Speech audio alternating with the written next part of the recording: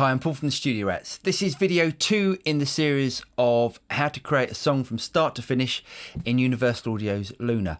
Now, in the last video, we created a really scratch drum part and a really scratch guitar part just to start the writing process. What I want to do in this video is to build up the drums so it's a bit more inspiring to write to. We're going to start in this video by putting some markers in. Now the reason why we're going to put markers in is so we can see where the verse, choruses, pre's, middle eight, everything is in the structure of the song. So let's do that. What I'm going to do is to go to this section here which says markers, and I'm going to go to where the song starts, which is bar 3, and I'm going to click on the plus icon and I'm going to type in intro. Now, as you can see, it's put this big marker all the way across the song, right to the end of the timeline. So I'm going to go to the next section of the song, which is the verse, and put another marker in.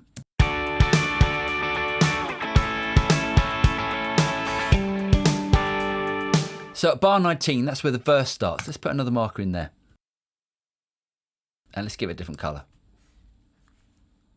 Now, just to save time, I'm just going to go through the rest of the song and put in all my markers. So as you can see, now we've got the markers across the total length of the song. What I'm going to do here is to start to build up the drums so we get different sections, so it's a bit more inspiring to write to. So let's expand my timeline a little bit here. And I want to go to my instrument and open Contact again. If you remember in the last video, we just started dragging in a loop just for the total length of the song. So what I'm going to do is to start to delete the verse loops, as I want to create a different part for these sections. Let's have a listen to a few more parts.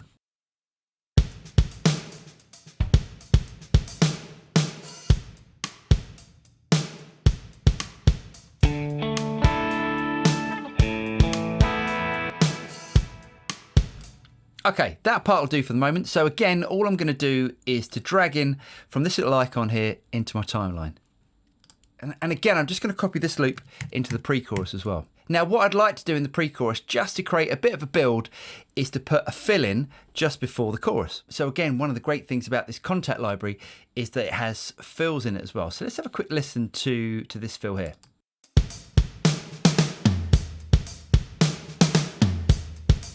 So what I'm going to do here is to just remove the second bar just going into the chorus, and I'm just going to copy that fill into that bar. Let's have a listen.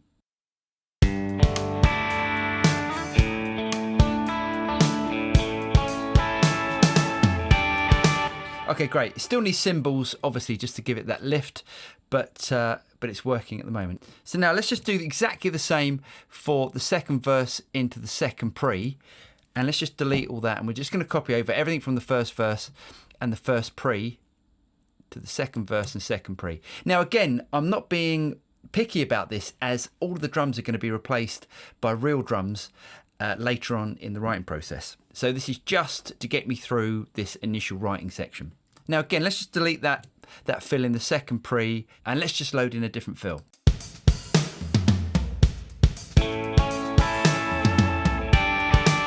Okay, great, that works. And let's just copy that in there. So now we've created a very rough drum part.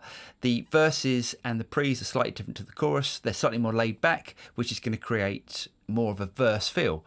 So I'm going to be editing these drums at some point, and I will be changing some of the bass drum patterns and some of the snare drum patterns. But at the moment, I'm going to leave it there, and now we're going to play a bass part. Let's create a new track, and let's call this bass.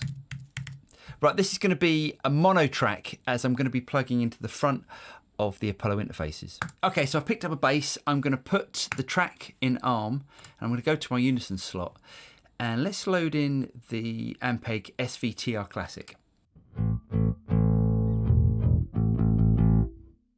Okay, let's just turn the volume up a little bit, turn the treble up, and bring the bass back just a tad. Okay, now again, this is only going to be a very rough bass part because the bass is going to be replaced by Dan Hawkins at a later date. So this is just for the writing process. Okay, let's go back to the start of the song.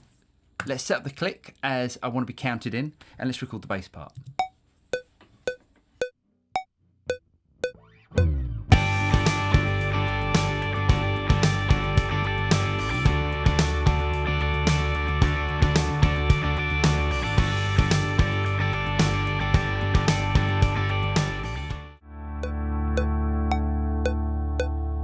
So there's the rough bass part recorded. I've recorded it a little bit too hot, but again, I'm not too worried about it. This part's all going to be scrapped later on when it gets replaced by Dan Hawkins. But what I am going to do, just to even out the levels, is just to load in an LA2A. Let's put it on limit mode.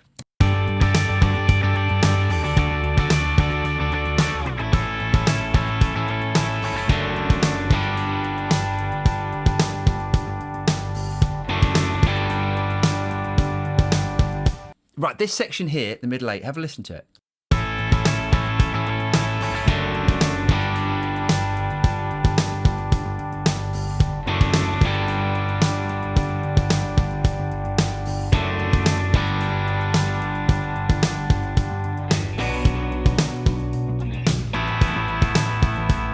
As you can hear, the guitars and the bass are pushing certain sections.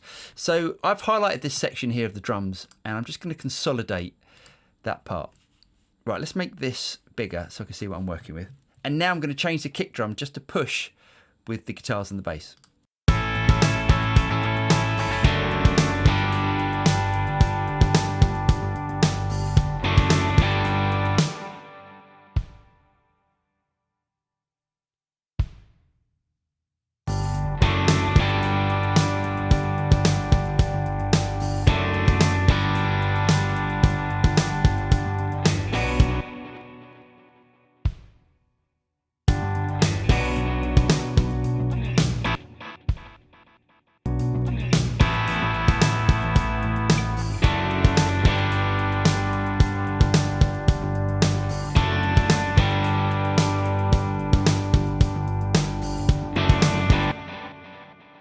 Get rid of this one and move this one back one.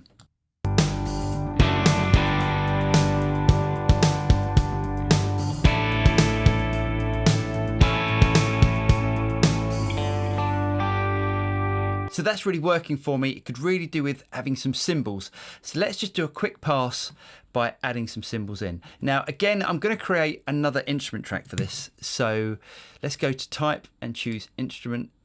And in my instruments, I'm going to choose some of my favourite cymbals, which are on Stylus RMX. And I'm going to click OK. Right, let's choose my cymbals.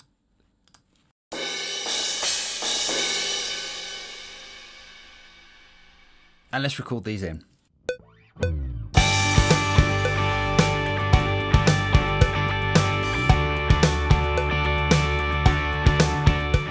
And let's hear them in the track.